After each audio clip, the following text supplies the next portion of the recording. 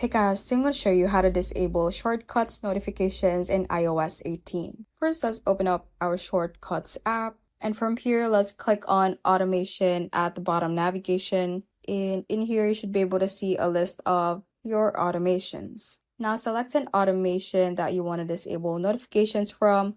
For example, this one right here. Just simply click on this toggle button right here in line with notify when run. So that should be grayed out like that, and click on done at the top right to save this. And that should stop the notifications from your shortcuts app when you have done that for all your other enabled automations. If that does not work for you, let's go back and let's go to our settings. In here, let's scroll down a bit and tap on screen time. Let's click on see all app and website activity. Let's scroll down to the very bottom from here and you should be able to see the notification section. Now let's click on show more right here until we see the shortcuts app. And once you have seen it, just click on shortcuts. And once you see the shortcuts app, just tap on it.